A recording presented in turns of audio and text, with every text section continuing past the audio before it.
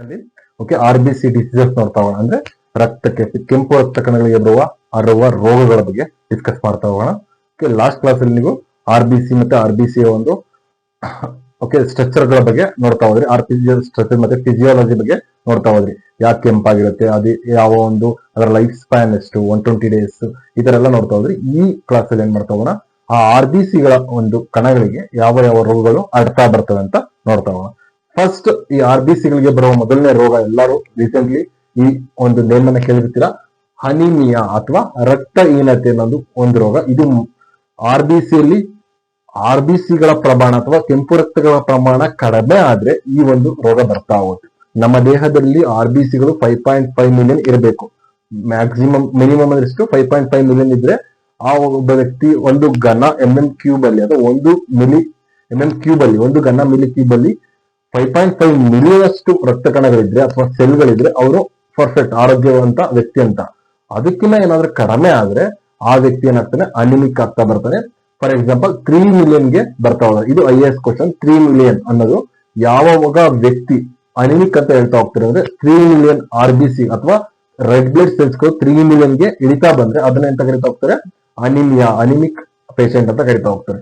Okay, RBC 1 MM³ ಅಲ್ಲಿ ಎಷ್ಟಿರ್ಬೇಕು, 3 million RBC ಗಳಿರ್ಬೇಕು, ಅಷ್ಟು ರಕ್ತ ಕಣಗಳಿರ್ಬೇಕು. ಓಕೆ, ಅದರ ನೆಕ್ಸ್ಟ್ ಇನ್ನೊಂದು ವರ್ಡ್ ಹೇಳ್ಬೇಕು ಅಂದ್ರೆ ಹಿಮೋಗ್ಲೋಬಿನ್ ಕಂಟೆಂಟ್ ಮೇಲಲ್ಲಾದ್ರೆ 13.5 ಗ್ರಾಮ್ ಪರ್ ಡೆಸಿಲೀಟರ್ ಇದ್ರೆ, ಅದಕ್ಕಿಂತ ಕಡಿಮೆ ಇದ್ರೆ ಏನಾಗ್ತಾ ಹೋಗ್ತಾರೆ, ಆ ವ್ಯಕ್ತಿ ಅನಿಮಿಕ್ ಅಂತ ಹೇಳ್ತಾ ಹೋಗ್ತಾರೆ. ಅಥವಾ ಫೀಮೇಲ್ ಹೆಣ್ಮಕ್ಕಳಲ್ಲಿ 11 ಗ್ರಾಮ್ ಪರ್ ಡೆಸಿಲೀಟರ್ಗೆ ಕಡಿಮೆ ಇದ್ರೆ, ಅಂದ್ರೆ ಆ ಒಂದು ಹಿಮೋಗ್ಲೋಬಿನ್ ಕಂಟೆಂಟ್ ಇಷ್ಟಕ್ಕಿಂತ ಕಡಿಮೆ ಇದ್ರೆ ಅವರು ಏನಾಗ್ತಾ ಹೋಗ್ತಾರೆ, ಅನಿಮಿಕ್ ಆಗಿರ್ತಾರೆ. ಓಕೆ, ನಿಮಗೆ ಗೊತ್ತಿರ್ಬೋದು, ನಾರ್ಮಲ್ ಆಗಿ ಕೇಳ್ತಾ ಇರ್ತಾರೆ. ಓಕೆ, ಯಾರಾದ್ರೂ ಮನೇಲಿ ಗರ್ಭಿಣಿ ಇದ್ರೆ ಅವ್ರಿಗೆ ಗೊತ್ತಿರುತ್ತೆ, ಈ ರಿಪೋರ್ಟ್ ಚೆಕ್ ಮಾಡ್ಕೊಂಡ್ ಬಂದಾಗ ಏನಾಗುತ್ತೆ, ನಿಮ್ಗೆ ಎಷ್ಟು ಪಾಯಿಂಟ್ ಬ್ಲಡ್ ಇದೆ ಅಂತ ಕೇಳ್ತಾ ಹೋಗ್ತಾರೆ. ಓಕೆ, ಬ್ಲಡ್ ಎಷ್ಟು ಪಾಯಿಂಟ್ ಇದೆ ಅಂತ ಕೇಳೋದು, ಆ ಹಿಮೋಗ್ಲೋಬಿನ್ ಕಂಟೆಂಟ್ ನನಗೆ 11 ಪಾಯಿಂಟ್ ಇದೆ, 11.5, 12 ಪಾಯಿಂಟ್ ಇದೆ, 6 ಪಾಯಿಂಟ್ ಇದೆ ಅಂತ ಕೇಳ್ತಾ ಹೋಗ್ತಾರೆ. ಬಟ್ ಮೇಲಲ್ಲಿ ಏನಿರುತ್ತೆ, 15 ಪಾಯಿಂಟ್ ಇದ್ರೆ, 15, 14 ಇದ್ರೆ ಅವರು ಆರೋಗ್ಯವಂತ ವ್ಯಕ್ತಿ, ಹಿಮೋಗ್ಲೋಬಿನ್ ಕಂಟೆಂಟ್. 11, 12, 30, 40, 11 ಮೇಲೆ ಇದ್ರೆ ಅವರು ಆರೋಗ್ಯವಂತ ಮಹಿಳೆ ಆಗಿರ್ತಾರೆ. ಓಕೆ, ಈ ಒಂದು ಎರಡು ಕೇಸ್ ಅಲ್ಲಿ ಹೇಳ್ತಾ ಹೋಗ್ತಾರೆ, ಅನಿಮಿಕ್ ಪೇಷಂಟ್ ಡಿಫೈನ್ ಮಾಡ್ಬೇಕಾದ್ರೆ ಅವನು 3 ಮಿಲಿಯನ್ ಅಷ್ಟು RBC ಕೌಂಟ್ ಇದ್ರೆ ಅವನು ಅನಿಮಿಕ್ ಆಗಿರ್ತಾನೆ. ಓಕೆ, ಮೇಲ್ ಅಲ್ಲಿ 13.5 ಗ್ರಾಮ್ ಪರ್ ಡೆಸಿಲೀಟರ್ ಇದ್ರೆ ಅವನು ಏನಾಗಿರ್ತಾನೆ, ಅನಿಮಿಕ್ ಆಗಿರ್ತಾನೆ. ಫಿಮೇಲ್ ಅಲ್ಲಿ 11 ಗ್ರಾಮ್ ಪರ್ ಡೆಸಿಲೀಟರ್ ಇದ್ರೆ ಅವರು ಕೂಡ ಅನಿಮಿಕ್ ಆಗಿರ್ತಾರೆ. ಓಕೆ, ಈ ಅನಿಮಿಕ್ ಅಥವಾ ಅನಿಮಿಯಾ ಅನ್ನೋ ರೋಗ ಯಾವ ಒಂದು ತೊಂದರೆಗಳನ್ನ ಉಂಟು ಮಾಡುತ್ತೆ ಒಬ್ಬ ಮನುಷ್ಯನಲ್ಲಿ ಅಂದ್ರೆ, ಅತಿ ಹೆಚ್ಚು ಸುಸ್ತಾಗೋದು, ಫ್ಯಾಟಿಕ್ಯೂ ಆಗೋದು, ಅತಿ ಬೇಗ ಬೆವರುತ್ತಾ ಇರೋದು.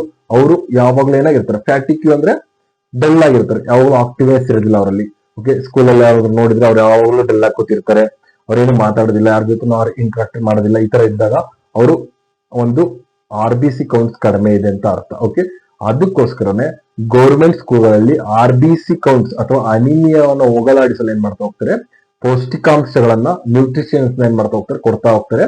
ಬಿಸಿ ಊಟವನ್ನ ಏನ್ ಮಾಡ್ತಾ ಹೋಗ್ತಾರೆ, ಸ್ಟಾರ್ಟ್ ಮಾಡ್ತಾ ಹೋಗ್ತಾರೆ. ಅವರಲ್ಲಿ ಗೌರ್ಮೆಂಟ್ ಸ್ಕೂಲಲ್ಲಿ ನಿಮ್ಗೆ ಗೊತ್ತಿರ್ಬೋದು, ಈ ಗೌರ್ಮೆಂಟ್ ಸ್ಕೂಲಲ್ಲಿ ಗೊತ್ತಿರ್ಬೋದು, ವಾರದಲ್ಲಿ 2 ಬಾರಿ ಫೋಲಿಕ್ ಆಸಿಡ್ ಟ್ಯಾಬ್ಲೆಟ್ ಅನ್ನ ಕೊಡ್ತಾ ಇದ್ರು.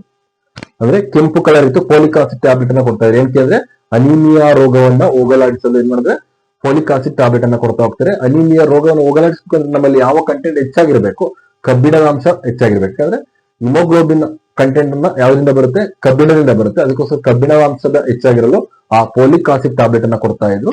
ಆ ಒಂದು ಫೋಲಿಕ್ ಆಸಿಡ್ ಟ್ಯಾಬ್ಲೆಟ್ ಅನ್ನು ನಾವು ತಿಂತಾ ಇದ್ರೆ, ಅದನ್ನು ಸೇವನೆ ಮಾಡ್ತಾ ಇದ್ರೆ, ಅಥವಾ ಪೌಷ್ಟಿಕಾಂಶಗಳು, ಐರನ್ ಹೆಚ್ಚಿರುವ ಒಂದು ಕಂಟೆಂಟ್ ಇರುವ ಫುಡ್ ಅನ್ನ ತಿಂತಾ ಇದ್ರೆ, ಕರಿಬೇವಾಗಿರ್ಬೋದು, ಸೊಪ್ಪುಗಳಾಗಿರ್ಬೋದು, ಓಕೆ, ಪಾಲಕ್ ಸೊಪ್ಪಾಗಿರ್ಬೋದು, ಈ ತರದ ಒಂದು ಐಟಮ್ಗಳನ್ನ ನಾವು ಜಾಸ್ತಿ ತಿಂತಾ ಇದ್ರೆ ಏನಾಗ್ತಾ ಹೋಗುತ್ತೆ, ನಮ್ಮಲ್ಲಿ ಕಬ್ಬಿಣದ ಅಂಶ ಹೆಚ್ಚಾಗ್ತಾ ಹೋಗುತ್ತೆ. ಕಬ್ಬಿಣದ ಅಂಶ ಹೆಚ್ಚಾದಾಗ ನಮಗೆ ಹಿಮೋಗ್ಲೋಬಿನ್ ಕಂಟೆಂಟ್ ಜಾಸ್ತಿ ಆಗ್ತಾ ಹೋಗುತ್ತೆ. ಈ ಅನಿಮಿಯಾ ನಾವ್ ಏನ್ ಮಾಡ್ಬೋದು, ದೂರ ಮಾಡಬಹುದು.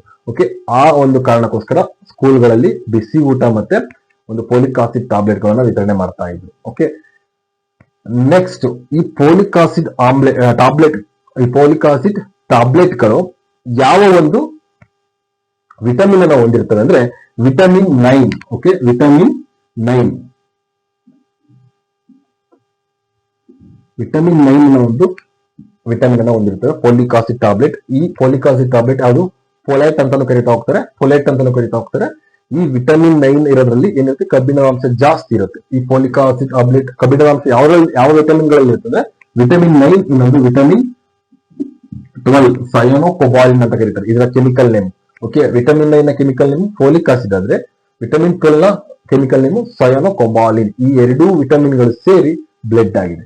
ಬ್ಲಡ್ ಅಲ್ಲಿ RBC ಕೌಂಟ್ ಜಾಸ್ತಿ ಆಗ್ಬೇಕು ಅಂದ್ರೆ ಫೋಲಿಕ್ ಆಸಿಡ್ ಮತ್ತೆ ಸಯನೋಕೊಬಾಲಿನ್ ಇವೆರಡು ಜಾಸ್ತಿ ಇರಬೇಕು. ಆದ್ರಿಂದ ನಾವು ಸೊಪ್ಪು ಮತ್ತೆ ಹಣ್ಣು ತರಕಾರಿಗಳನ್ನ ಅತಿ ಹೆಚ್ಚಾಗಿ ತಿಂತಾ ಹೋದ್ರೆ ವಿಟಮಿನ್ 9 ಮತ್ತೆ ಸಯನೋಕೊಬಾಲಿನ್ ಅನ್ನೋ ಒಂದು ವಿಟಮಿನ್ಗಳು ಹೆಚ್ಚಾಗ್ತಾ ಹೋಗ್ತವೆ. ಅದರಿಂದ ನಾವು ಅನಿಮಿಯಾವನ್ನ ಏನ್ ಮಾಡೋದು, ದೂರ ಇಡ್ಬೋದು.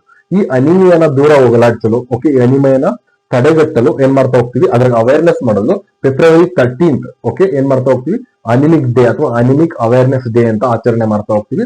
Recently 2025 February 13 anaemic awareness day ಅನ್ನು ಆಚರಣೆ ಮಾಡಿದೀವಿ. ಆ ಆಚರಣೆ ಮಾಡಿರುವ ಒಂದು ಥೀಮ್, ಧ್ಯೇಯ ವಾಕ್ಯ ಯಾವುದು ಅಂದ್ರೆ raise your hand, okay, raise your hands blood health ಅಂತ. ನಿಮ್ಮ ಕೈಯನ್ನ ರಕ್ತದ ಒಂದು ಆರೋಗ್ಯಕ್ಕೋಸ್ಕರ ನಿಮ್ಮ ಕೈಯನ್ನ ಎತ್ತಿ ಅಂತ ಹೇಳ್ತಾ ಹೋಗ್ತಾರೆ. Raise your hands blood health ಅಂತ ಒಂದು ಥೀಮ್. ಯಾವ್ದು, ಅನಿಮಿಕ್ ಡೇ.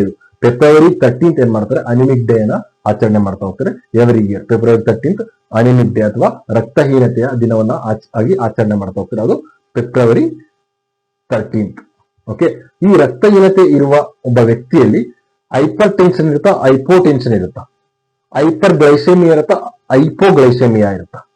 ಈ ಎರಡು ಪಾಯಿಂಟ್ ತುಂಬಾ ಇಂಪಾರ್ಟೆಂಟ್. ರಕ್ತಹೀನತೆ ಇರುವ ವ್ಯಕ್ತಿಯಲ್ಲಿ ಲೋ BP ಇರುತ್ತೆ, ಹೈಪೋಟೆನ್ಷನ್ ಇರುತ್ತೆ. ಅಂದ್ರೆ ಹೈಪೋ ಅಂದ್ರೆ ಕಡಿಮೆ, ಹೈಪರ್ ಅಂದ್ರೆ ಜಾಸ್ತಿ, ಹೈಪೋ ಅಂದ್ರೆ ಕಡಿಮೆ, ಹೈಪೋ ಅಂದ್ರೆ ಲೋ BP ಇರುತ್ತೆ ಅಥವಾ ಏನಿರುತ್ತೆ, ಹೈಪೋ ಟೆನ್ಷನ್ ಇರುತ್ತೆ ಅಥವಾ ಹೈಪೋಗ್ಲೈಸೆಮಿಯಾ ಇರುತ್ತೆ. ಹೈಪೋಗ್ಲೈಸೆಮಿಯಾ ಅಂದ್ರೆ ಗ್ಲೂಕೋಸ್ ಪ್ರಮಾಣ ಕಡಿಮೆ ಇರುತ್ತೆ ಅಂತ, ಹೈಪರ್ ಗ್ಲೈಸೆಮಿಯಾ ಅಂದ್ರೆ ಗ್ಲೂಕೋಸ್ ಪ್ರಮಾಣ ಹೆಚ್ಚಾಗಿರುತ್ತೆ ಅಂತ. ಇದು ಒಂದು ತರದ ಕಾಯಿಲೆಗಳು, ಹೈಪೋಗ್ಲೈಸೆಮಿಯಾ, ಹೈಪರ್ ಗ್ಲೈಸೆಮಿಯಾ.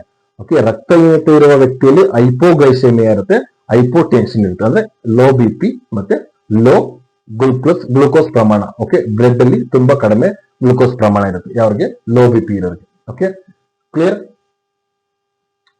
ಹಾಗಾದ್ರೆ ಈ ಒಂದು ಅನಿಮಿಯಾ ಇರುವ ಒಬ್ಬ ವ್ಯಕ್ತಿಯ ಬ್ಲಡ್ ಪ್ರೆಷರ್ ಎಷ್ಟಿರುತ್ತೆ? ಅನಿಮಿಯಾ ಇರುವ ವ್ಯಕ್ತಿಯ ಬ್ಲಡ್ ಪ್ರೆಷರ್ ಎಷ್ಟಿರುತ್ತೆ ನೀವು ನೋಡಿರ್ಬೋದು. ನಾರ್ಮಲ್ ವ್ಯಕ್ತಿಗೆ 80 to 120 mm into Hg ಇರುತ್ತೆ. Okay, 80 to 120 mm into Hg. ಈ ಒಂದು ಅನಿಮಿಯಾ ಇರೋ ವ್ಯಕ್ತಿಗೆ 70 to 1110 mm Hg ಇರುತ್ತೆ ಬ್ಲಡ್ ಪ್ರೆಷರ್. ಓಕೆ, ಯಾರಿಗೆ, ಅನಿಮಿಯಾ ಇರುವ ವ್ಯಕ್ತಿಗೆ. ಓಕೆ, ನೆಕ್ಸ್ಟ್ ಅನಿಮಿಯಾ ಬಗ್ಗೆ ಇನ್ನಷ್ಟು ಏನಾದ್ರು ಇನ್ಫಾರ್ಮೇಶನ್ ಸಿಗಿದ್ರೆ ನೀವೇನ್ ಮಾಡಿ, ಇದಕ್ಕೆ ನೋಟ್ಸ್ ಮಾಡ್ಕೊಂಡು ಕಲೆಕ್ಟ್ ಮಾಡ್ತಾ ಹೋಗಿ. ಇಷ್ಟು ಇನ್ಫಾರ್ಮೇಶನ್ ಸಾಕು. Okay, anaemic. Okay, next second one ಕುಡುಗೋಲು ಕಣ ರೋಗ ಅಂತ ಕರಿತಾ ಹೋಗ್ತಾರೆ, ಸಿಕಲ್ ಸೆಲ್ ಅನಿಮಿಯಾ. ಸಿಕಲ್ ಅಂದ್ರೆ ಏನ್ ಗೊತ್ತು, ಕುಡುಗೋಲು. ಓಕೆ, ಕುಡುಗೋಲು ಯಾವ ಶೇಪ್ ಇರುತ್ತೆ, ಈ ಶೇಪ್ ಇರುತ್ತೆ. ಈ ಶೇಪ್ ಇರುತ್ತಲ್ಲ, ಅದಕ್ಕೋಸ್ಕರ ಇದನ್ನ ಸಿಕಲ್ ಸೆಲ್ ಅನಿಮಿಯಾ ಅಂತ ಕರೀತಾರೆ. ಏನ್ ಸಿಕಲ್ ಸೆಲ್ ಅನಿಮಿಯಾ ಅಂದ್ರೆ, ನಮ್ಮ ಒಂದು ರಕ್ತದ ಶೇಪ್ ಯಾವ ರೀತಿ ಇರುತ್ತೆ, ಡಿಸ್ಕ್ ಲೈಕ್ ಸ್ಟ್ರಕ್ಚರ್ ಇರುತ್ತೆ. ಈ ಡಿಸ್ಕ್ ಲೈಕ್ ಸ್ಟ್ರಕ್ಚರ್ ಇರುತ್ತೆ ಅಂದ್ರೆ ದ್ವಿನಿಮ್ನ. ಓಕೆ, ಬೈಕಾನ್ಕೇವ್ ಶೇಪ್ ಇರುತ್ತೆ. ದ್ವಿನಿಮ್ನ ಅಂದ್ರೂ ಸೇಮೆ, ಡಿಸ್ಕ್ ಲೈಕ್ ಸ್ಟ್ರಕ್ಚರ್ ಅಂದ್ರೂ ಸೇಮೆ, ಬೈಕಾನ್ಕೇವ್ ಅಂದ್ರೂ ಸೇಮೆ. ಈ ಡಿಸ್ಕ್ ಲೈಕ್ ಸ್ಟ್ರಕ್ಚರ್ ಇರುವ ಒಂದು ರಕ್ತದ RBCಗಳೇನಾಗ್ತಾ ಹೋಗ್ತವೆ, ಈ ತರದ ಸಿಕಲ್ ಶೇಪಿಗೆ ಬರ್ತಾ ಹೋಗ್ತವೆ, ಅಂದ್ರೆ ಕುಡುಗೋಲ್ ಶೇಪಿಗೆ ಬರ್ತಾ ಹೋಗ್ತವೆ RBC. ಓಕೆ, ಕೆಂಪು ರಕ್ತ ಕಣಗಳು. ಆ ಸಂದರ್ಭದಲ್ಲಿ ಬಂದಂತ, ಈ ಕುಡುಗೋಲ್ ಶೇಪ್ ಬಂದಂತ ಸಂದರ್ಭದಲ್ಲಿ ಯಾವ ಡಿಸೀಸ್ ಬಂದಿದೆ ಅಂತ ಅರ್ಥ, ನಮ್ಗೆ ಕುಡುಗೋಲು ಕಣ ರೋಗ ಅಥವಾ ಸಿಕಲ್ ಸೆಲ್ ಅನಿಮಿಯಾ ಬಂದಿದೆ ಅಂತ ಅರ್ಥ. ಇದು ತುಂಬಾ ಇಂಪಾರ್ಟೆಂಟ್. ರೀಸೆಂಟ್ಲಿ ಏನಿದೆ, ನ್ಯೂಸ್ ಅಲ್ಲಿ ಇದೆ. ಯಾಕಂದ್ರೆ ಈ ರೋಗ ನಮ್ಮ ಇಂಡಿಯಾದಲ್ಲಿ ಜಾಸ್ತಿ ಆಗ್ತಿದೆ. ಇಡೀ ವರ್ಲ್ಡ್ ಅಲ್ಲೇ ಫಸ್ಟ್ ಅತಿ ಹೆಚ್ಚು ಸಿಕಲ್ ಸೆಲ್ ಅನಿಮಿಯಾನ ಹೊಂದಿರುವ ರಾಷ್ಟ್ರ ಯಾವುದು ಅಂದ್ರೆ ಆಫ್ರಿಕಾ. ಆದ್ರೆ ಸೆಕೆಂಡ್ ರಾಷ್ಟ್ರ ಯಾವುದು ಅಂದ್ರೆ India. India largest second country in the world. Okay, ಅದಕ್ಕೋಸ್ಕರ ಇದ್ರ ಬಗ್ಗೆ ಅತಿ ಹೆಚ್ಚು ಕ್ವಶನ್ಸ್ ಗಳು ನೆಕ್ಸ್ಟ್ ಬರೋ ಎಕ್ಸಾಮ್ ಅಲ್ಲಿ ರೈಸ್ ಆಗ್ಬೋದು. ಅದಕ್ಕೋಸ್ಕರ ಡೀಟೇಲ್ ಆಗಿ ನೋಡ್ತಾ ಹೋಗೋಣ. ಇದು ಸಿಕಲ್ ಸೆಲ್ ಅನಿಮಿಯಾ ಅಂದ್ರೆ ಇದು ಒಂದು ವರ್ಣತಂತುಗಳಿಗೆ ಬರುವ ರೋಗ ಅಥವಾ ಕ್ರೋಮೋಸೋಮಲ್ ಡಿಸಾರ್ಡರ್. ಕ್ರೋಮೋಸೋಮಲ್ ಡಿಸಾರ್ಡರ್ ಅಂದ್ರೆ ಗೊತ್ತು. ಹಾಗಾದ್ರೆ ಏನಂದ್ರೆ, ನಮ್ಮ ತಂದೆ ತಾಯಿಯಲ್ಲಿರುವ ಕ್ರೋಮೋಸೋಮ್ಗಳಿಂದ ಬರುವ ರೋಗಗಳಿಗೆ ನಮಗೆ ಬಂದ್ರೆ ಅವನ್ನ ಕ್ರೋಮೋಸೋಮಲ್ ಡಿಸಾರ್ಡರ್ ಅಂತ ಕರಿತಾ ಹೋಗ್ತೀವಿ. ನಮ್ಮ ತಂದೆ ತಾಯಿಗಳಿರುವ ಲಕ್ಷಣಗಳು ಯಾವ ರೀತಿ ಬರ್ತೋ ಅದೇ ರೀತಿ ರೋಗಗಳು ಕೂಡ ನಮಗೆ ಬರ್ತಾ ಹೋಗ್ತವೆ. ಓಕೆ, ಆ ತರದ ರೋಗಗಳನ್ನ ಅಂತ ಕರಿತೀವಿ ಕ್ರೋಮೋಸೋಮಲ್ ಡಿಸಾರ್ಡರ್ ಅಥವಾ ವರ್ಣತಂತುಗಳಿಂದ ಬರುವ ರೋಗಗಳು ಅಂತ ಕರಿತಾ ಹೋಗ್ತೀವಿ. ಈ ರೋಗಗಳು ಬಂದಾಗ ಇದಕ್ಕೆ ಏನಿರೋದಿಲ್ಲ, ಚಿಕಿತ್ಸೆಗಳಿರೋದಿಲ್ಲ. ಓಕೆ, ಈ ಒಂದು ಕ್ರೋಮೋಸೋಮಲ್ ಡಿಸಾರ್ಡರ್ ಆಗಿರುತ್ತೆ ಯಾವುದು, ಸಿಕಲ್ ಸೆಲ್ ಅನಿಮಿಯಾ. ಇದು ಒಂದು ಕ್ರೋಮೋಸೋಮಲ್ ಡಿಸಾರ್ಡರ್ ಅಥವಾ ಹೆರಿಡಿಟಿ ಡಿಸಾರ್ಡರ್. ಓಕೆ, ಅನುವಂಶೀಯವಾಗಿ ಬರುವ ಕಾಯಿಲೆ ಆಗಿರುತ್ತೆ ಯಾವುದು ಈ ಒಂದು ಸಿಕಲ್ ಸೆಲ್ ಅನಿಮಿಯಾ. ಇದು ತುಂಬಾ ಇಂಪಾರ್ಟೆಂಟ್. ಅನುವಂಶೀಯವಾಗಿ ಬರುವ ಕಾಯಿಲೆಗಳು ಕೆಲವೊಂದು ಆಪ್ಷನ್ಸ್ ಕೊಡ್ತಾನೆ. ಸಿಕಲ್ ಸೆಲ್ ಅನಿಮಿಯಾ ಒಂದು ನೀರಿನಿಂದ ಹರಡುತ್ತದೆ, ಗಾಳಿಯಿಂದ ಹರಡುತ್ತದೆ, ಓಕೆ, ಮಸ್ಕಿಟೋಗಳಿಂದ ಹರಡುತ್ತದೆ, ಅನುವಂಶೀಯ ರೋಗ ಅಂತ ಕೊಟ್ಬಿಡ್ತಾನೆ. ಓಕೆ, ಯಾವ್ದಿದು? ಇದು ಒಂದು ಅನುವಂಶೀಯ ರೋಗ ಆಗಿರುತ್ತೆ. ಓಕೆ, ಅನುವಂಶೀಯ ರೋಗ ಇದು ತುಂಬಾ ಇಂಪಾರ್ಟೆಂಟ್. ಕ್ರೋಮೋಸೋಮಲ್ ಡಿಸಾರ್ಡರ್ ಆಗೋದು ಅನುವಂಶೀಯ ರೋಗ ಆದ್ರೂ ನೀವು ನೋಟ್ ಮಾಡ್ಕೊಳ್ಳಿ. ಏನಿದೆ ಈ ಕ್ರೋಮೋಸೋಮಲ್ ಡಿಸಾರ್ಡರ್ ಅಂದ್ರೆ ಏನು? ನಮ್ಮಲ್ಲಿ ಕ್ರೋಮೋಸೋಮಲ್ ಎಷ್ಟಿದಾವೆ? 46 ಕ್ರೋಮೋಸೋಮ್ಸ್ ಇದಾವೆ. ಓಕೆ, 46 ಕ್ರೋಮೋಸೋಮ್ಸ್ ಇದಾವೆ. ಹಾಗಾದ್ರೆ 46 ಅಂದ್ರೆ 23 ಪೇರ್ ಅಂದ್ರೆ 23 ಜೊತೆ ಕ್ರೋಮೋಸೋಮ್ಸ್ ಇದಾವೆ. 23 ಜೊತೆ ಕ್ರೋಮೋಸೋಮ್ಸ್ ಇದಾವೆ.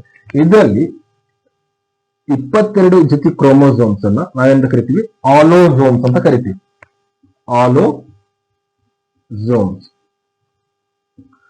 ಇನ್ನು ಒಂದು ಜೊತೆ ಇರುತ್ತಲ್ಲ ಅದನ್ನ ಆಟೋಸೋಮ್ಸ್ ಅಂತ ಕರಿತೀವಿ. ಸಾರಿ,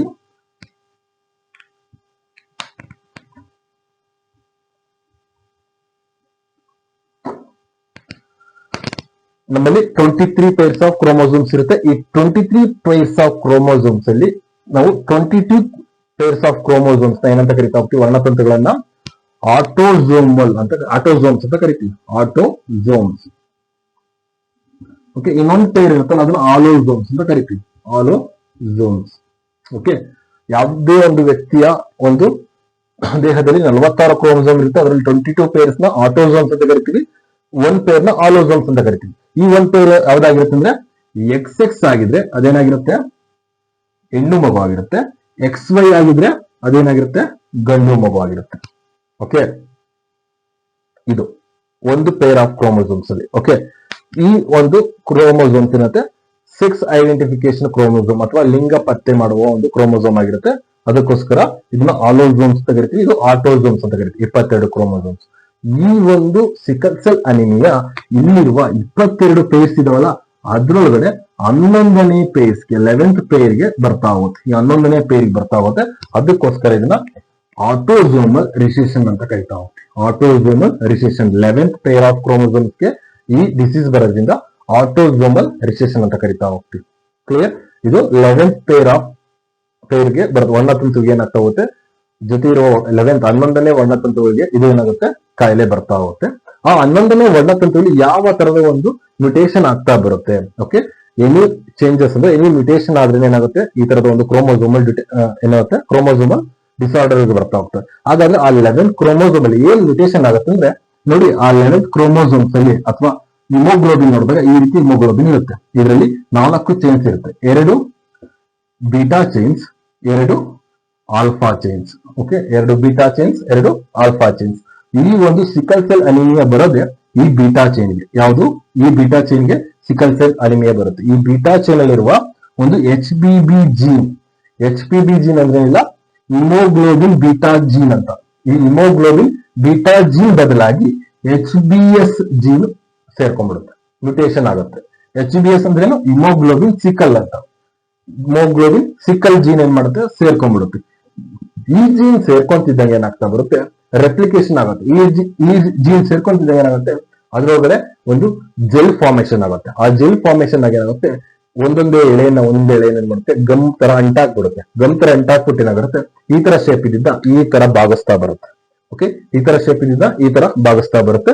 ಓಕೆ, ಈ ಒಂದು GBS ಆಗೋದನ್ನ ವ್ಯಾಲಿನ್ ಆಮ್ಲ ಅಂತ ಕರಿತಾ ಹೋಗ್ತೀವಿ. GBB ಇದ್ರೆ ಗ್ಲುಟಾಮಿಕ್ ಆಮ್ಲ ಅಂತ ಕರಿತಾ ಹೋಗ್ತೀವಿ. ಸಿಕಲ್ ಸೆಲ್ ಅನಿಮಿಯಾ ಬಂದವರಿಗೆ ಗ್ಲುಟಾಮಿಕ್ ಆಮ್ಲದ ಬದಲು ವ್ಯಾಲಿನ್ ಆಮ್ಲವು ಸೇರ್ಕೊಂಡಾಗ ಅವರಿಗೆ ಸಿಕಲ್ ಸೆಲ್ ಅನಿಮಿಯಾ ಬರುತ್ತೆ. ಈ ಕ್ವಶನ್ ಕೇಳಬಹುದು, ಈ ಜೀನ್ ಆದ್ರೂ ಕೇಳಬಹುದು, ಇಲ್ಲ ಈ ಒಂದು ಆಸಿಡ್ ಆದ್ರೂ ಕೇಳಬಹುದು.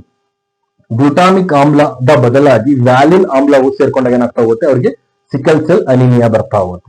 ಸಿಕಲ್ ಸೆಲ್ ಅನಿಮಿಯಾ ಬಂದಾಗ ಏನಾಗುತ್ತೆ? ಈ ಡಿಸ್ಕ್ಲೈಕ್ ಸ್ಟ್ರಕ್ಚರ್ ಏನಾಗುತ್ತೆ? ಈ ಒಂದು ಕುಡುಗೋಲು ಅಥವಾ ಸಿಕಲ್ ಶೇಪ್ ಅಲ್ಲಿ ಕನ್ವರ್ಟ್ ಆಗುತ್ತೆ. ಒಂದು RBC ಈ ರೀತಿ ಕನ್ವರ್ಟ್ ಆದಾಗ ಏನಾಗ್ತಾ ಬರುತ್ತೆ?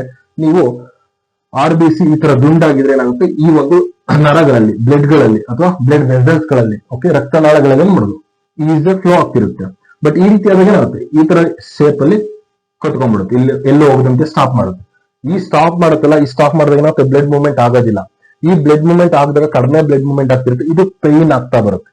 ಇದೇ ರೀತಿ ಪೇನ್ 1 ಗಂಟೆ ಅಲ್ಲ 2 ಗಂಟೆ ಅಲ್ಲ 24 ಗಂಟೆ ದಿನದ ಗಟ್ಟಲೆಗಳು ಏನಾಗುತ್ತೆ, ಈ ತರದ ಪೇನ್ ಸೆನ್ಸೇಷನ್ ಆಗ್ತಾ ಹೋಗುತ್ತೆ. ಈ ತರದ ಪೇನ್ ಇಂದ ಏನಾಗ್ತಾ ಹೋಗುತ್ತೆ, ಆ ವ್ಯಕ್ತಿ ತುಂಬಾ ನೋವನ್ನ ಈಡಾಗುತ್ತಾನೆ. ಆ ವ್ಯಕ್ತಿ ಆ ಪೇನ್ ಇಂದ ಏನ್ ಮಾಡ್ತಾನೆ, ಸಾವಿಗೆ ತುತ್ತಾಗ್ತಾ ಬರ್ತಾನೆ.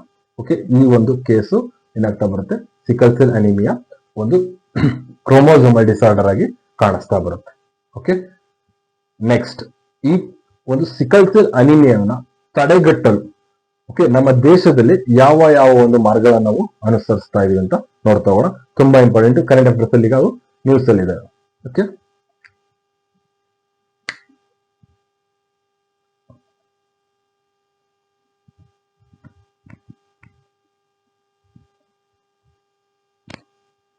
ಸ್ಟಾಪ್ ಮಾಡೋಣ.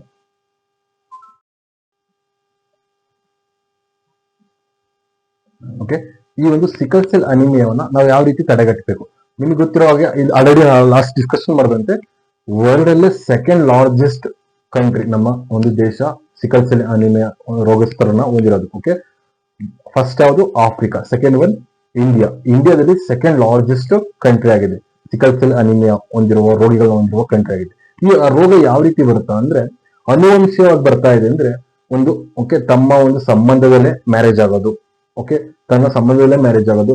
ಈ ತರದ ಸಂಬಂಧಗಳಲ್ಲಿ ಅತಿ ಹೆಚ್ಚು ಮ್ಯಾರೇಜ್ಗಳು ಅಂದ್ರೆ ಅಣ್ಣ ತಮ್ಮ ಆಗಿರ್ಬೋದು, ಅಕ್ಕ ತಂಗಿಗಳಾಗಿರ್ಬೋದು, ಈ ಒಂದು ರಿಲೇಶನ್ಶಿಪ್ ಗೊತ್ತಿಲ್ಲದೆ ಅಲ್ಲಲ್ಲೇ ಮ್ಯಾರೇಜ್ ಆಗ್ತಾ ಹೋದ್ರೆ ಅಲ್ಲೇನಾಗ್ತಾ ಹೋಗುತ್ತೆ, ಈ ಸಿಕಲ್ ಸೆಲ್ ಅನಿಮಿಯಾ ಹರಡ್ತಾ ಬರುತ್ತೆ. ಆ ರೀತಿ ಹರಡೋದು ಯಾವುದು ಅಂದ್ರೆ ಈ ಒಂದು ಟ್ರೈಬ್ಸ್. ಓಕೆ, ಈ ಟ್ರೈಬ್ಸ್ ಒಂದು ಕಾಡುಗಳಲ್ಲಿ ಬದುಕೋ ಒಂದು ಟ್ರೈಬ್ಸ್ ಗಳಲ್ಲಿ ಏನಾಗ್ತಾ ಹೋಗುತ್ತೆ, ಆ ಒಂದು ಬುಡಕಟ್ಟು ಜನಾಂಗದಲ್ಲಿ ಈ ಸಿಕಲ್ ಸೆಲ್ ಅನಿಮಿಯಾ ಅತಿ ಹೆಚ್ಚಾಗಿ ಕಾಣಿಸ್ತಾ ಬರುತ್ತೆ. ಹಾಗಾದ್ರೆ ನಮ್ಮ ದೇಶದಲ್ಲಿ ಅತಿ ಹೆಚ್ಚು ಬುಡಕಟ್ಟು ಇದೆ, ಆಫ್ರಿಕಾದಲ್ಲಿ ಬಿಟ್ರೆ ಸೆಕೆಂಡ್ ನಮ್ಮ ದೇಶದಲ್ಲಿ ಅತಿ ಹೆಚ್ಚು ಬುಡಕಟ್ಟು ಜನಾಂಗದಿಂದ ಆ ಬುಡಕಟ್ಟು ಜನಾಂಗಗಳಲ್ಲಿ ಒಂದು ಏನಾಗುತ್ತೆ ಒಳಗಡೆ ಮ್ಯಾರೇಜ್ ಆಗ್ತಾ ಬರ್ತಾರೆ. ಸಂಬಂಧದಲ್ಲಿ ಅತಿ ಹೆಚ್ಚು ಮ್ಯಾರೇಜ್ ಆಗ್ತಾ ಬಂದಾಗ ಅವ್ರಿಗೆ ಏನಾಗುತ್ತೆ ಸಿಕಲ್ ಸೆಲ್ ಅನಿಮಿಯಾ ಕಾಣಿಸ್ತಾ ಬರುತ್ತೆ. ಈ ಸಿಕಲ್ ಸೆಲ್ ಅನಿಮಿಯಾ ನಮ್ಮ ದೇಶದಲ್ಲಿ ಕಾಣಿಸ್ತಾ ಬರುತ್ತೆ. ಅದಕ್ಕೋಸ್ಕರ ಈ ಸಿಕಲ್ ಸೆಲ್ ಅನಿಮಿಯಾನ ತಡೆಗಟ್ಟಲು national sickle cell anaemia elimination mission ಅನ್ನ ಸ್ಟಾರ್ಟ್ ಮಾಡ್ತಾ ಹೋಗ್ತಾರೆ. ಜೂನ್ 19, 2023 ಅಲ್ಲಿ ಯಾರು ನರೇಂದ್ರ ಮೋದಿ ಅವರು ಏನ್ ಮಾಡ್ತಾ ಹೋಗ್ತಾರೆ, ಸ್ಟಾರ್ಟ್ ಮಾಡ್ತಾ ಹೋಗ್ತಾರೆ. ಈ ಒಂದು national sickle cell anaemia elimination mission ಏನ್ ಮಾಡ್ತಾ ಹೋಗುತ್ತೆ, ಸ್ಕ್ರೀನಿಂಗ್ ಮಾಡ್ತಾ ಬರುತ್ತೆ. ಈ ಸ್ಕ್ರೀನಿಂಗ್ ಮುಖಾಂತರವಾಗಿ ಎಲ್ಲಾ ದೇಶದಲ್ಲಿರುವ ಎಲ್ಲಾ ಟ್ರೈಬ್ಸ್ ಏನ್ ಮಾಡ್ತಾ ಹೋಗುತ್ತೆ, ಚೆಕ್ ಮಾಡ್ತಾ ಬರುತ್ತೆ ಸಿಕಲ್ ಸೆಲ್ ಅನಿಮಿಯಾ ಇದೆಯಾ ಅಂತ. ಅದ್ರೊಳಗಡೆ 7 ಕೋಟಿ ಜನರ ಒಂದು ಸಿಕಲ್ ಸೆಲ್ ಅನಿಮಿಯಾನ ಸ್ಕ್ರೀನಿಂಗ್ ಮಾಡಿದರೆ ಅದರಲ್ಲಿ ಪ್ರೆಸೆಂಟ್ 50,000 ಜನರಲ್ಲಿ ಕನ್ಫರ್ಮ್ ಆಗಿದೆ. ಏನು ಸಿಕಲ್ ಸೆಲ್ ಅನಿಮಿಯಾ ಇರೋದು 50,000 ಜನದಲ್ಲಿ ಏನಾಗಿದೆ, ಕನ್ಫರ್ಮ್ ಆಗಿದೆ ಸಿಕಲ್ ಸೆಲ್ ಅನಿಮಿಯಾ ಇರೋದು. ಅದರಲ್ಲಿ ಮಧ್ಯಪ್ರದೇಶ ಮತ್ತೆ ಜಾರ್ಖಂಡ್ ಮತ್ತೆ ರಾಜಸ್ಥಾನ ಮುಂಚೂಣಿಯಲ್ಲಿದೆ. ಅತಿ ಹೆಚ್ಚು ಇರೋದು ಅದರಲ್ಲಿ ಮಧ್ಯಪ್ರದೇಶದಲ್ಲಿ. ಅದರಲ್ಲೂ ರಾಜಸ್ಥಾನದಲ್ಲಿರುವ ಟ್ರೈಬ್ಸ್ ಯಾರು, ಬಿಹಿಲ್, ಗರಾಸಿ, ಮೀನಾ ಅನ್ನೋ ಟ್ರೈಬ್ ಗಳಲ್ಲಿ ಅತಿ ಹೆಚ್ಚು ಏನಿದೆ ಸಿಕಲ್ ಸೆಲ್ ಅನಿಮಿಯಾ ಕಂಡು ಬರ್ತಾ ಇದೆ. ಬಿಹಿಲ್, ಗರಾಸಿ, ಮೀನಾ ಅನ್ನೋ ಟ್ರೈಬ್ಸ್ ಗಳಲ್ಲಿ ಇಲ್ಲಿದ್ರೆ ರಾಜಸ್ಥಾನದಲ್ಲಿರುವ ಟ್ರೈಬ್ಸ್ ಗಳಲ್ಲಿ ಅತಿ ಹೆಚ್ಚು ಕಂಡು ಬರ್ತಾ ಇದೆ ಈ ಒಂದು ಸಿಕಲ್ ಸೆಲ್ ಅನಿಮಿಯಾ. ಹಾಗಾದ್ರೆ ಕರ್ನಾಟಕ ನಾವು ಕನ್ಸಿಡರ್ ಮಾಡಿದಾಗ ಈ ಕರ್ನಾಟಕದಲ್ಲಿ ಅತಿ ಹೆಚ್ಚು ಸಿಕಲ್ ಸೆಲ್ ಅನಿಮಿಯಾ ಎಲ್ಲಿ ಕಾಣಿಸ್ತಾ ಬರುತ್ತೆ ಅಂದ್ರೆ 7 ಡಿಸ್ಟಿಕ್ ಅಲ್ಲಿ ಕಾಣಿಸ್ತಾ ಬರುತ್ತೆ. ಯಾಕೆ ಇಲ್ಲೇ ಜಾಸ್ತಿ ಕಾಣಿಸ್ತಾ ಬರುತ್ತೆ ಅಂದ್ರೆ ಇಲ್ಲೆಲ್ಲ ಏನಿದೆ ಕಾಡು ಪ್ರದೇಶಗಳಿದೆ. ಕಾಡು ಪ್ರದೇಶದಿಂದ ಟ್ರೈಬ್ಸ್ ಬುಡಕಟ್ಟು ಜನಾಂಗ ಅಂದ್ರೆ ಜಾಸ್ತಿ ಇರ್ತಾರೆ. ಅದರಲ್ಲಿ ಮೈಸೂರು, ಮಂಡ್ಯ, ದಕ್ಷಿಣ ಕನ್ನಡ, ಉತ್ತರ ಕನ್ನಡ, ಕೊಡಗು ಮತ್ತೆ ಚಾಮರಾಜನಗರದಲ್ಲಿ ಅತಿ ಹೆಚ್ಚು ಸಿಕಲ್ ಸೆಲ್ ಅನಿಮಿಯಾ ಕಾಣಿಸ್ತಾ ಇದೆ. ಅದರಲ್ಲಿ ಚಾಮರಾಜನಗರದಲ್ಲಿ ಮತ್ತು ಉತ್ತರ ಕನ್ನಡದಲ್ಲಿ ವಾಸಿಯಾಗಿರೋ ಸಿದ್ದಿ ಬುಡಕಟ್ಟು ಜನಾಂಗದಲ್ಲಿ ಮತ್ತೆ ಕೊರವ ಬುಡಕಟ್ಟು ಜನಾಂಗಗಳಲ್ಲಿ ಅತಿ ಹೆಚ್ಚು ಸಿಕಲ್ ಸೆಲ್ ಅನಿಮಿಯಾ ನಮ್ಮ ಕರ್ನಾಟಕದಲ್ಲಿ ಕಾಣಿಸ್ತಾ ಇದೆ. ಅದಕ್ಕೋಸ್ಕರನೇ ನಮ್ಮ ಕರ್ನಾಟಕದಲ್ಲಿ ಏನ್ ಮಾಡ್ತಾ ಹೋಗ್ತಾರೆ, ಪ್ರಾಜೆಕ್ಟ್ ಅಂಬಾರಿ ಅಂತ ಏನ್ ಮಾಡ್ತಾ ಬರ್ತಾರೆ, ಲಾಂಚ್ ಮಾಡ್ತಾ ಹೋಗ್ತಾರೆ. ಪ್ರಾಜೆಕ್ಟ್ ಅಂಬಾರಿ ಅನ್ನು ನಮ್ಮ ಯದುವೀರ್ ಒಡೆಯವರು ಏನ್ ಮಾಡ್ತಾ ಹೋಗ್ತಾರೆ, ಲಾಂಚ್ ಮಾಡ್ತಾ ಹೋಗ್ತಾರೆ.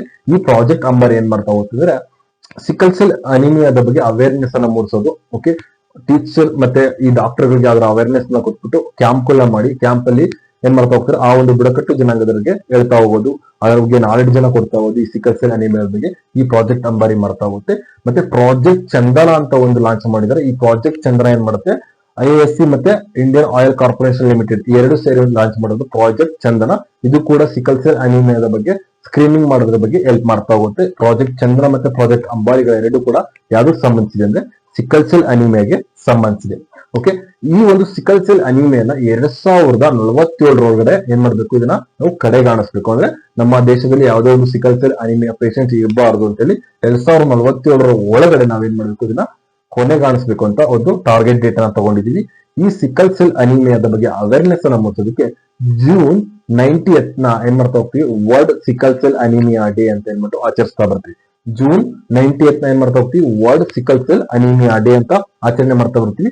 ಅದರ ಒಂದು theme global action local impact, global action ಮತ್ತೆ ಲೋಕಲ್ ಇಂಪ್ಯಾಕ್ಟ್ ಅಂತ ಕರಿತಾ ಹೋಗ್ತೀವಿ. ಅಂದ್ರೆ ವಿಶ್ವ ವಿಶ್ವ ವಿಶ್ವ ಪ್ರಕ್ರಿಯೆಯಲ್ಲಿ ಒಂದು ಸ್ಥಳೀಯ ಪರಿಣಾಮ, ವಿಶ್ವ ಪ್ರಕ್ರಿಯೆಯಲ್ಲಿ ಒಂದು ಸ್ಥಳೀಯ ಪರಿಣಾಮ ಅಂತ ಕನ್ನಡದಲ್ಲಿ ಕರಿತಾ ಹೋಗ್ತೀವಿ. ಓಕೆ, ಈ ಒಂದು ಸಿಕಲ್ ಸೆಲ್ ಅನಿಮಿಯಾನ ನಾವು ಯಾವ ರೀತಿ ಪತ್ತೆ ಹಚ್ಚಬೇಕು, ಈ ಸಿಕಲ್ ಸೆಲ್ ಅನಿಮಿಯಾನ ಪತ್ತೆ ಹಚ್ಚೋದಕ್ಕೆ ಯಾವ ಟೆಸ್ಟ್ ಅನ್ನ ಮಾಡ್ತಾ ಹೋಗ್ತಾರೆ ಅಂದ್ರೆ, ಅದರಲ್ಲಿ ಸ್ಕ್ರೀನಿಂಗ್ ಮೆಥಡ್ಸ್ ಯಾವ್ಯಾವಿದೆ ಅಂದ್ರೆ ಸಾಲಿಬಲ್ ಟೆಸ್ಟ್ ಅಂತ ಒಂದಿದೆ, ಸಾಲಿಬಿಲಿಟಿ ಟೆಸ್ಟ್ ಅಂತ ಒಂದಿದೆ, ಇನ್ನೊಂದು POC ಟೆಸ್ಟ್ ಅಂತ ಕರಿತಾ ಹೋಗ್ತಾರೆ, ಪಾಯಿಂಟ್ ಆಫ್ ಕೋರ್ ಟೆಸ್ಟ್ ಅಂತ, ಪಾಯಿಂಟ್ ಆಫ್ ಕೋರ್ ಟೆಸ್ಟ್ ಅಂತ ಬರುತ್ತೆ. ನೆಕ್ಸ್ಟ್ HPLC ಅಂತ ಐ ಪರ್ಫಾರ್ಮೆನ್ಸ್ ಲಿಕ್ವಿಡ್ ಕ್ರೋಮೋಟೋಗ್ರಫಿ ಅಂತ ಕರಿತಾ ಹೋಗ್ತಾರೆ. HPLC ಅಂದ್ರೆ ಐ ಪರ್ಫಾರ್ಮೆನ್ಸ್ ಲಿಕ್ವಿಡ್ ಕ್ರೋಮೋಟೋಗ್ರಫಿ ಟೆಸ್ಟ್ ಅಂತ ಕರಿತಾ ಹೋಗ್ತಾರೆ. Next PCR polymerised chain reaction ಅಂತ, ಪಾಲಿಮರೈಸ್ಡ್ ಚೈನ್ ರಿಯಾಕ್ಷನ್. ಈ 4 ಟೆಸ್ಟ್ ಗಳಿಂದ ಏನ್ ಮಾಡಬಹುದು ನಾವು ಈ ಒಂದು ಸಿಕಲ್ ಸೆಲ್ ಅನಿಮಿಯಾನ ಸ್ಕ್ರೀನಿಂಗ್ ಮಾಡಬಹುದು. ಅತಿ ಹೆಚ್ಚಾಗಿ ಬಳಸಿರೋದು ಯಾವುದು ಅಂದ್ರೆ POC test, point of care test ಅಂತ.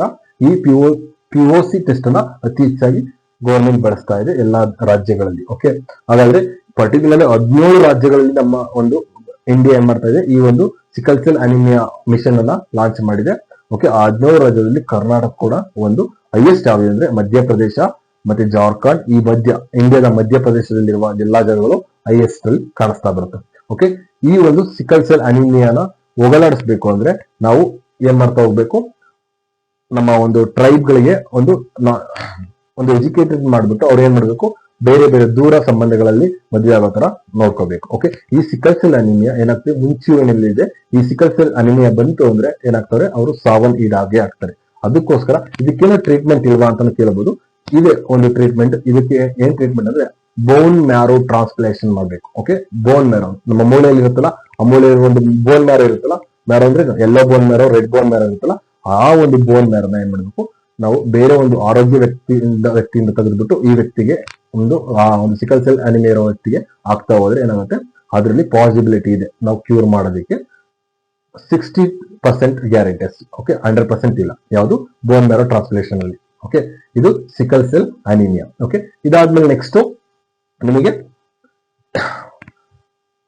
ಮ್ಯಾಕ್ರೋಸೈಟಿಕ್ ಅನಿಮಿಯಾ ಅಂತ ಒಂದು ಬರುತ್ತೆ, ಮೈಕ್ರೋಸೈಟಿಕ್ ಅನಿಮಿಯಾ ಅಂತ ಒಂದು ಬರುತ್ತೆ. ಓಕೆ, ಈ ಮ್ಯಾಕ್ರೋಸೈಟಿಕ್ ಅನಿಮಿಯಾ ಮತ್ತೆ ಮೈಕ್ರೋಸೈಟಿಕ್ ಅನಿಮಿಯಾಗಳು ಇದು ಡಿಫಿಷಿಯನ್ಸಿ ಆಫ್ ಐರನ್ ನ ಡಿಫಿಷಿಯನ್ಸಿ ಆಗಿರ್ಬೋದು, ಅಥವಾ ಫೋಲಿಕ್ ಆಸಿಡ್ ಅಥವಾ ವಿಟಮಿನ್ B12 B9 ಡಿಫಿಷಿಯನ್ಸಿ ಆದ್ರೆ ಈ ಮ್ಯಾಕ್ರೋಸೈಟಿಕ್ ಅನಿಮಿಯಾ ಮತ್ತೆ ಮೈಕ್ರೋಸೈಟಿಕ್ ಅನಿಮಿಯಾ ಬರ್ತಾ ಹೋಗುತ್ತೆ.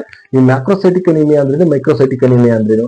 ಮ್ಯಾಕ್ರೋಸೈಟಿಕ್ ಅಂದ್ರೆ ಫಾರ್ ಎಕ್ಸಾಂಪಲ್ ಒಂದು ಮೀನ್ ಕಾರ್ಪಸ್ಸೆಲ್ ವ್ಯಾಲ್ಯೂ ಅಂತ ಬರುತ್ತೆ, ಮೀನ್ ಕಾರ್ಪಸ್ಸೆಲ್ MCV ಅಂತ ಬರುತ್ತೆ. ಈ MCV ಓಕೆ, ಮೀನ್ ಕಾರ್ಪಸ್ಸೆಲ್ ವ್ಯಾಲ್ಯೂನ ವೇರಿಯೇಷನ್ ಆಗ್ತಾ ಹೋದ್ರೆ, ಜಾಸ್ತಿ ಆಗ್ತಾ ಹೋದ್ರೆ ಮ್ಯಾಕ್ರೋಸೆಲ್ ಅನಿಮಿಯಾ, ಕಡಿಮೆ ಆಗ್ತಾ ಬಂದ್ರೆ ಮೈಕ್ರೋಸೆಲ್ ಸೈಟಿಕ್ ಅನಿಮಿಯಾ ಅಂತ ಬರುತ್ತೆ. ನಾರ್ಮಲ್ ಆಗಿದ್ರೆ ನಾರ್ಮೋಸೈಟಿಕ್ ಅನಿಮಿಯಾ ಅಂತ ಇರುತ್ತೆ. ಈ ಒಂದು ಅನಿಮಿಯಾ ಯಾವಾಗ ಬರುತ್ತೆ ಅಂದ್ರೆ ಒಂದು ಐರನ್ ಡಿಫಿಷಿಯನ್ಸಿ ಆಗಿರ್ಬೋದು, ಅಥವಾ ವಿಟಮಿನ್ B12 B9 ಡಿಫಿಷಿಯನ್ಸಿ ಆದ್ರೆ ಈ ರೋಗ ಬರ್ತಾ ಹೋಗುತ್ತೆ. ಓಕೆ, ಅದಾದ್ಮೇಲೆ ನೆಕ್ಸ್ಟ್ ನಿಮ್ಗೆ ಹೈಪರ್ ಗ್ಲೈಸೇಮಿಯಾ ಮತ್ತೆ ಹೈಪೋಗ್ಲೈಸೇಮಿಯಾ ಅಂತ. ರಕ್ತದಲ್ಲಿ ಗ್ಲೂಕೋಸ್ ಪ್ರಮಾಣ ಅಥವಾ ಸಕ್ಕರೆ ಪ್ರಮಾಣ ಜಾಸ್ತಿ ಆದ್ರೂ ಹೈಪರ್ ಗ್ಲೈಸೇಮಿಯಾ ಬರುತ್ತೆ. ರಕ್ತದಲ್ಲಿ ಗ್ಲೂಕೋಸ್ ಪ್ರಮಾಣ ಮತ್ತೆ ಸಕ್ಕರೆ ಪ್ರಮಾಣ ಕಡಿಮೆ ಆದ್ರೆ ಹೈಪೋಗ್ಲೈಸೇಮಿಯಾ ಬರುತ್ತೆ. ಈ ಎಲ್ಲಾ ರೋಗಗಳು RBC ಗಳಿಗೆ ಬರುವ ರೋಗಗಳಾಗಿರ್ತವೆ. Okay, thank you guys. Okay, next ವಿಡಿಯೋದಲ್ಲಿ ಸಿಗ್ತಾ ಹೋಗೋಣ.